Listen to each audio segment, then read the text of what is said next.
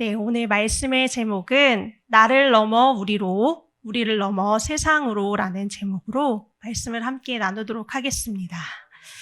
제가 오늘 함께 읽은 본문을 새 번역으로 다시 한번 읽어볼게요. 지식을 초월하는 그리스도의 사랑을 알게 되기를 빕니다. 그리하여 하나님의 모든 충만함으로 여러분이 충만해지기를 바랍니다.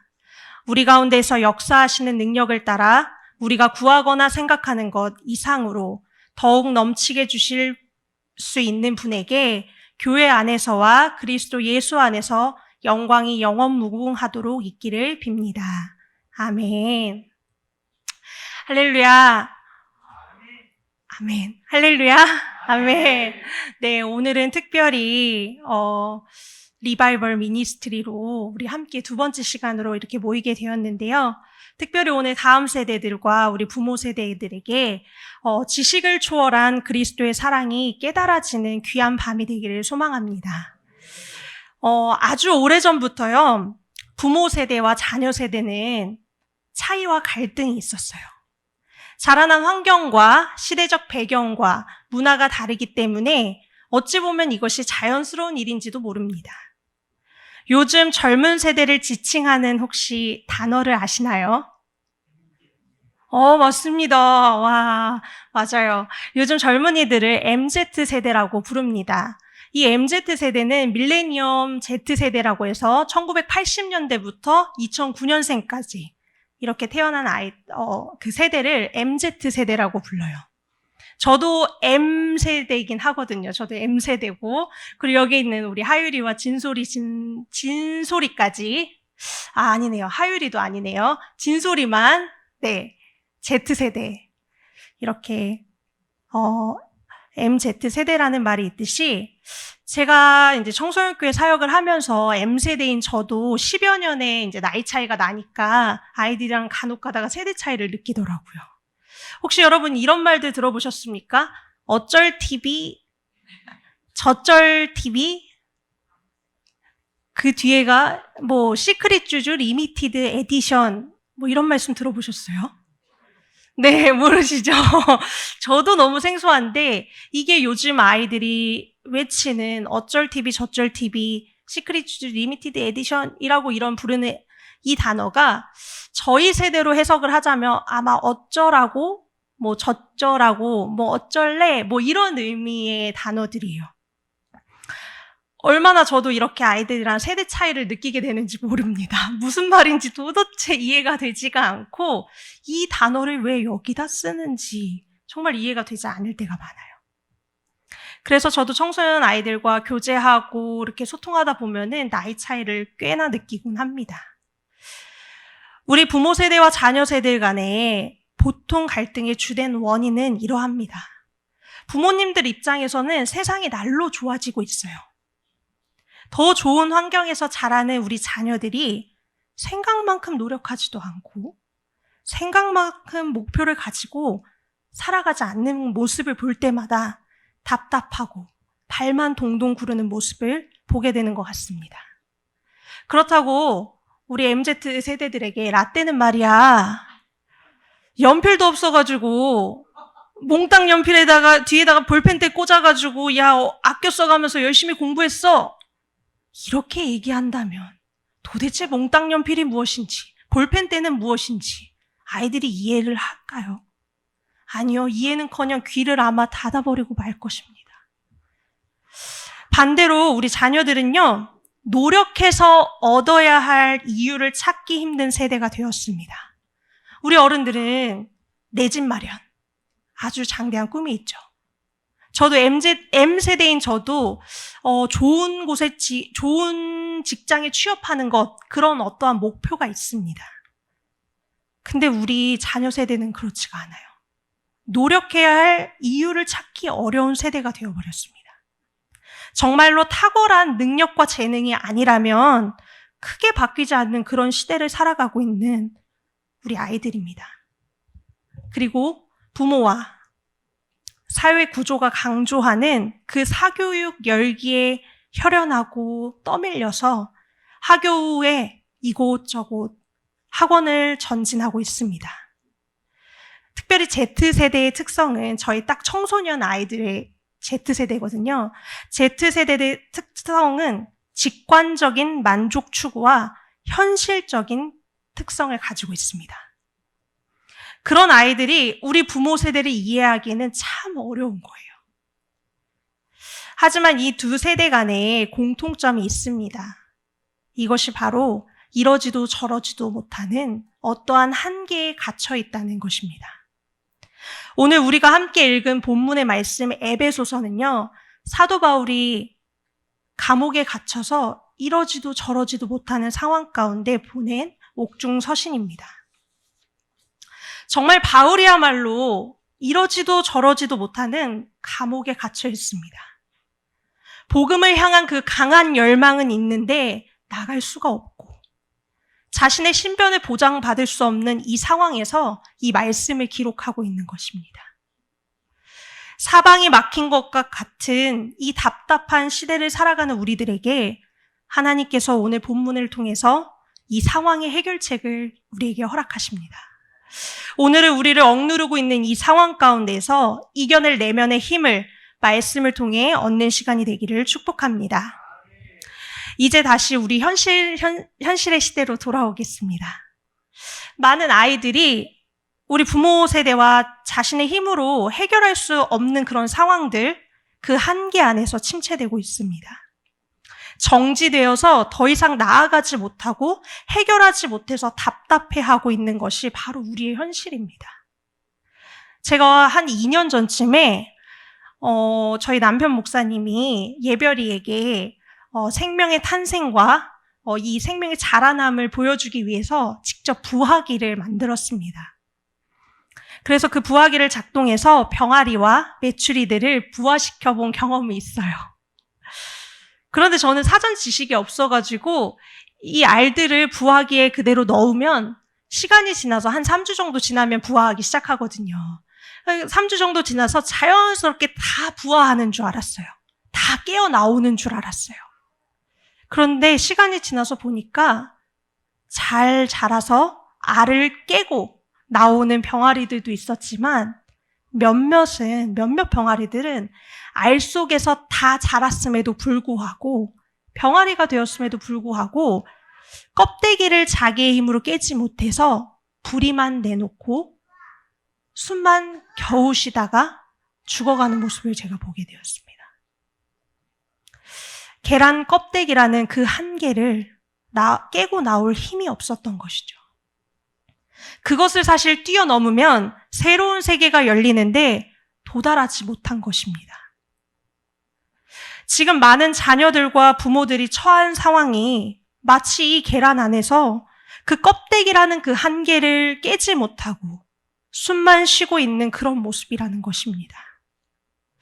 하나님께서 예수 그리스도를 통해서 이 자녀들에게 천국 시민권을 주시고 그분의 자녀로 삼으신 세상 그 어떤 것과도 비교할 수 없는 가장 존귀한 존재로 세우시기 위해 그 십자가라는 은혜, 그리고 부활, 그리고 하늘을 품고 사는 그리스도인의 삶, 이 은혜를 다 준비해 놓으셨는데 그곳에 도달하는 것을 막는 세상과 악한 사단의 한계에 갇혀서 은혜의 자리로 나아오지 못하는 것입니다. 제가 이 자리에 계신 우리 부모 세대분들께 여쭤보겠습니다. 여러분들, 자녀들이 신앙생활하기에 지금 적합한 환경에 있다고 생각하십니까? 혹시 이렇게 생각하실지 모르겠어요.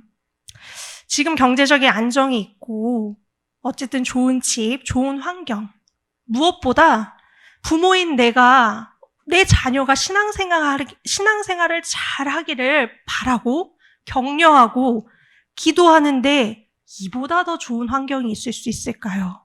이렇게 생각하실 수 있습니다. 그런데 혹시 이런 생각을 하셨다면 정말 죄송하지만 틀린 생각입니다. 여러분, 지금 자녀 세대들이 예수 그리스도를 믿고 그리스도인의 정체성을 가지고 이 세상을 살아간다는 것은 마치 기적과도 같은 일입니다. 그들은 도대체 왜 교회를 가야 하는가? 내가 왜 교회를 다녀야 하는가? 이 질문의 근본적인 질문에 대한 대답을 해주지 못한다면 교회는 나와 전혀 상관없는 곳입니다. 왜 내가 주중에 학교 생활하고 학원 갔다 오고 그것도 너무 힘든데 주말에는 좀 쉬었으면 좋겠는데 주일에 왜 내가 교회를 가야 되지? 끝없는 아주 재미난 컨텐츠들이 쏟아지고 OTT 사이트들에서 많은 영화들과 재미난 프로그램들을 내가 시청할 수 있는데 왜 교회를 가서 예배를 드려야 하는가? 솔직히 쉽게 믿어지지 않는 이 하나님, 그 십자가와 부활, 그런데 내가 왜 부모님의 강요 때문에 지루하게 이 자리에 앉아서 예배해야 하는가? 무한 경제의 사회 속에서 나에게는 시간, 에너지, 체력 관리가 얼마나 중요한데 왜 내가 교회에 가서 뒤처지고 있어야 하는가? 우리 아이들은 이렇게 생각합니다.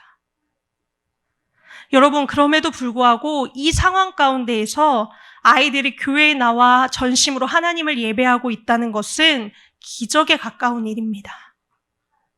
그런데 우리 부모 세대들은 내가 받았던 그 하나님의 은혜, 그리고 내가 인격적으로 주님과의 그 만남이 있었으니 아이들에게 이렇게 얘기하는 거예요. 너 예수님 믿어야지 복 받지. 너 예수님 믿어야지 천국 가지. 그래야 너희들의 삶의 주인이 바뀌지. 이렇게 이야기해도 아이들은 소용이 없다는 것입니다. 어쩌면 우리 아이들은 지금의 삶이 너무나도 지옥과 같아서 지금 내가 충분히 재미있고 내가 하고 싶은 것들을 하면서 산다고 생각하고 있습니다. 그 복이, 하나님께서 말씀하시는 그 복이 무엇인지, 부모님이 말씀하시는 그 복이 무엇인지 난 모르겠고, 부모님을 봐도 정말 그 복을 누리면서 사는 것인지 잘 모르겠는데, 우리 아이들이 겉으로는 말하지 않아도 속으로는 이렇게 생각하고 있다는 것입니다. 그래서 이 세상의 껍데기, 이 한계 안에서 예수님을 향해 깨고 나올 수가 없는 것입니다. 불이만 겨우 나와서 숨만 쉬다가 죽어가는 계란 속 병아리처럼 그저 오늘 내가 해야 할 일을 하고 나를 재미있게 해주는 일을 하면서 직관적인 만족을 추구하며 현재의 시간을 보내면서 서서히 영적으로 죽어가고 있는 것입니다. 그럼 우리 아이들 살려내야 되잖아요. 이 아이들 어떻게 그 한계를 깨고 나올 수 있을까요? 오늘 에베소서 3장 14절부터 19절까지 우리 한번 읽어봤으면 좋겠습니다. 우리 에베소서 3장 14절부터 19절까지 우리 한 목소리로 읽도록 하겠습니다. 시작. 내가 하늘과 땅에 있는 각 족속에게 이름을 주신 하나님 앞에 무릎을 꿇고 비노니 그의 영광의 풍성함을 따라 그의 성령으로 말미암아 너희 속사람을 능력으로 강건하게 하시오며 믿음으로 말미암아 그리스도께서 너희 마음에 계시게 하시옵고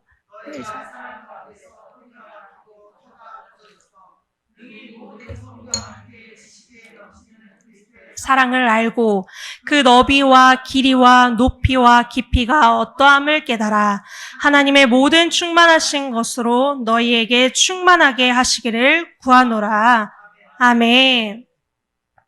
우리가 함께 읽은 방금 이 본문은요, 바울의 기도가 담겨져 있습니다.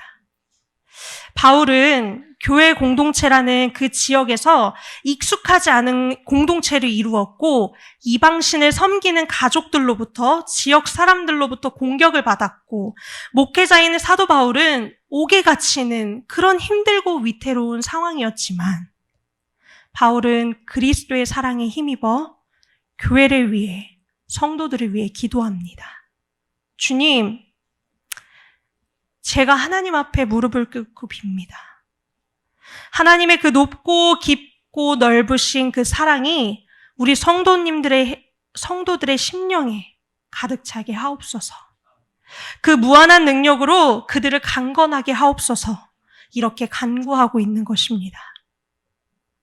사실 우리 아이들도 이 사랑을 알게 되면 그 껍데기를 깨고 나와 세상을 그리스도의 힘으로, 그리스도의 향기로 변화시킬 새벽 이슬과 같은 주의 청년들로 세워지게 됩니다.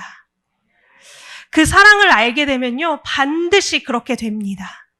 그 사랑을 아는 사람은 모든 한계를 깨트릴 수 있게 되는 것입니다. 제가 어떻게 하나님의 그 놀라우신 사랑을 형언할 수 있겠냐마는, 물리적인 크기로 얘기하자면 하늘 끝에서부터 바다 깊은 곳까지 그 사랑이 미치고 땅의 온 사방의 끝까지 그 사랑이 이른다는 말입니다. 바울은요, 이미 그 사랑을 알고 있지만 성도들을 위해서 기도하는 이유는 더욱 인격적으로 알고 실제적으로 그 사랑을 체험함으로써 그 지식이 죽은 지식이 아니라 산 지식이 되어서 점점 더 자라기를 바란 것입니다. 근데 사실 그 사랑을 스스로 알기는 어렵잖아요. 힘이 부족한 거예요. 제가 아까 말씀드린 것처럼 그 계란을 다 깨나오지 못한 병아리들을 근데 도와줄 수 있는 존재가 있습니다. 바로 암탉입니다. 힘이 부족하면 옆에서 같이 껍데기를 깨주며 나올 수 있도록 도와주는 존재입니다.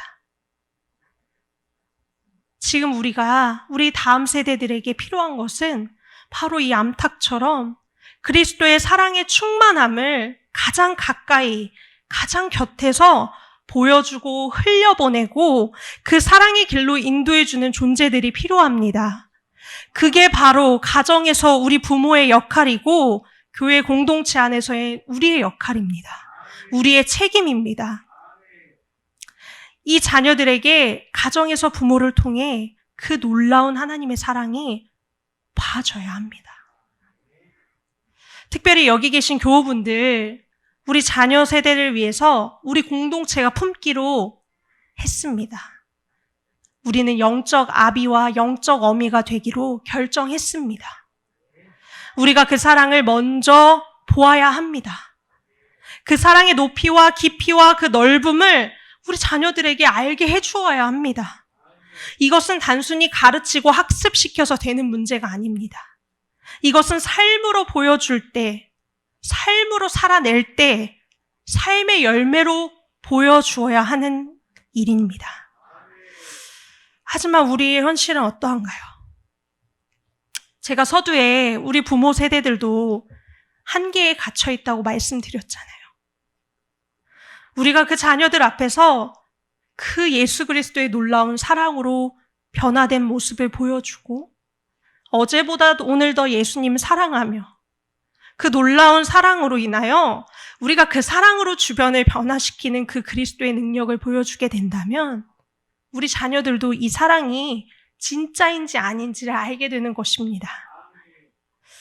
저도 어린 두 딸 앞에서 자꾸 이것을 점검하게 됩니다.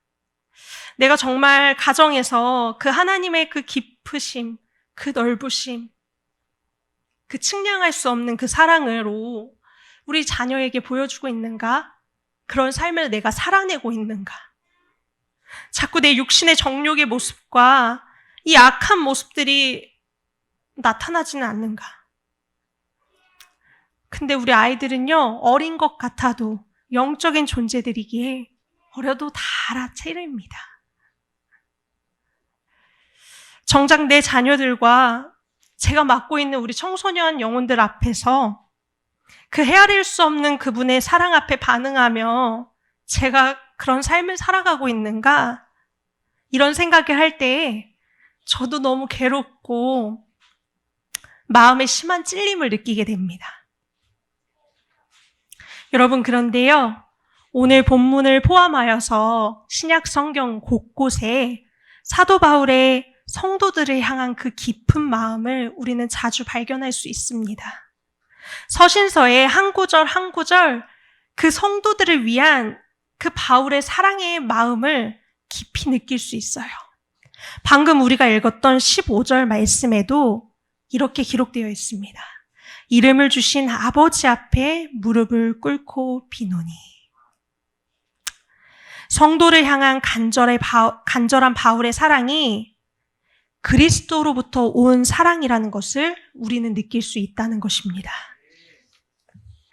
비록 현실은 감옥에 갇혀 있어도 나의 믿음의 형제들, 아직 연약하여 이제 세워나가는 교회 공동체 수많은 성도들을 위해서 바울은 늘 무릎을 꿇었고 그 주님의 사랑의 간절함으로 기도했던 것입니다. 바울은 늘 그리스도의 사랑을 보여주는 삶을 살았던 것입니다. 이 자리에 함께 모인 우리가 이제 이 방향성을 가지길 원합니다. 우리가 먼저 바울처럼 그 주님의 사랑의 그 넓이, 그 깊이, 그 높으심, 그걸 먼저 깨달아 알아. 그 사랑으로 살아내고 내 신앙생활이 자녀 앞에서도 행복함을 증거하고 능력 있고 간절하게 보이도록 우리가 간구하며 기도의 자리로 나아가야 할 것입니다. 물론 내 힘으로는 안 됩니다. 그러나 하지만 하나님은 하실 수 있습니다. 나의 한계의 껍데기를 깨트리는 그 능력을 우리에게 부어주시는 분이 바로 하나님이십니다. 그래서 우리가 이제 이 말씀을 가지고 우리 스스로를 점검하며 나아가기를 원합니다. 여기 계신 부모님들, 또한 우리 성도님들, 영적 어머니, 아버지, 우리가 먼저 깨고 그래야 우리 아이들이 살아납니다. 우리가 먼저 깨고 이 한계를 넘어야 우리 자녀들이 살아납니다. 이대로 두면 우리 자녀들 정말 영적으로 죽을 수밖에 없습니다. 이 껍데기 안에서 다 자랐는데 껍데기 안에 갇혀가지고 숨만 쉬고 있는 우리 아이들, 그리스도의 사랑을 쏟아부어 줍시다. 그리고 이 사랑으로 이 한계를 깨트리길 원합니다. 그 사랑으로 우리 아이들을 살려내길 원합니다. 그리고 여기에 있는 우리 사랑하는 청소년 교회, 우리 어린이 교회 친구들에게도 이 말씀을 드리고 싶어요. 결국 깨고 나오는 일은 본인의 스스로 힘으로 하고 나와야 합니다. 본인이 깨고 나와야 해요. 엄마 닭이 도와줘도 자신이 스스로 나오지 못하는 알은 시간이 지나면 그대로 죽게 되어 있어요. 교회 공동체를 통해서, 가정에서 부모님을 통해서 그 그리스도의 사랑이 끊임없이 보여지고 느껴지고 경험되어지면 이제는 이전과 같은 삶을 살지 마시고 이전과 같은 삶에 멈춰있지 말고 내 스스로 주님을 위해 주님을 향한 그 신앙의 발걸음을 내딛기를 바랍니다. 그 첫 발은 힘들고 고통스러울 수 있어요. 그리고 이해가 가지 않을 수도 있어요. 그렇지만 우리가 이 발을 떼었을 때, 이 한 걸음을 떼었을 때 정말 세상이 감당할 수 없는 그 능력의 사람으로, 그 비전의 사람으로, 그 믿음의 사람으로 구별되어 여러분들을 하나님께서 세워나가실 것입니다. 그 하나님을 기대하시는 여러분들이 되기를 축복합니다.